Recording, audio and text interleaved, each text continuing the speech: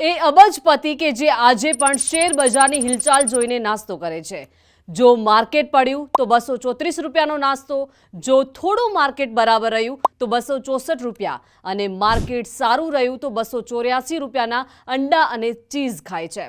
એ વિશ્વના મહાન રોકાણકારોમાંના એક અને વિશ્વના 10માં સૌથી ધનિક વ્યક્તિ વોરેન બફેટ।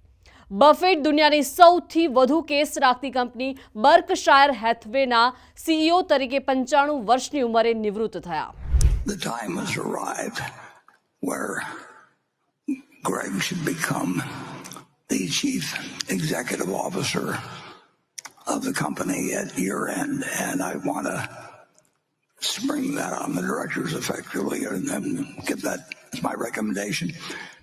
વોરેન બફેટ જ્યારે 60 વર્ષ પહેલા બર્કશાયર હેથવેનું સંચાલન સંભાળ્યું ત્યારે એક શેર $18ની કિંમતનો હતો।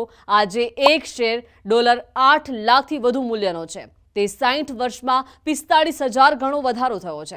આ સમય દરમિયાન અમેરિકાએ 11 રાષ્ટ્રપતિઓ જોયા, વિશ્વની સૌથી મોટી કંપનીઓમાં વધારો અને ઘટાડો થયો અને બજારોએ ઘણી વખત શ્વાસ રોક્યા, પરંતુ બફેટ બદલાયા નહીં।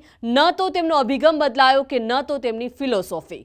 માત્ર 6 વર્ષની ઉંમરે વોરેન તેમના દાદાની કરિયાણાની દુકાનમાંથી કરેલ ચ્યુઇંગમ પાડોશીને વેચીને નફો કમાયો। ત્યારબાદ તેણે કોકા-કોલાની બોટલો પરનું વેચાણ શરૂ કર્યું। બાદમાં તેણે અખબારો, ગોલ્ફ બોલ, પોપકોર્ન અને મગફળી વેચી 10,800 રૂપિયા કમાયા અને જ્યારે તે 11 વર્ષના હતા ત્યારે વોરેન ન્યૂયોર્ક સ્ટોક એક્સચેન્જની મુલાકાત લેવા ગયા। બફેટે તેની મોટી બહેન ડોરિસે $120 પ્રતિ શેરના 3 શેર ખરીદ્યા અને આજે રોકાણના જાદુગર વોરેન બફેટ $34 ટ્રિલિયન રોકડ સાથે વિશ્વના 10માં સૌથી ધનિક વ્યક્તિ છે।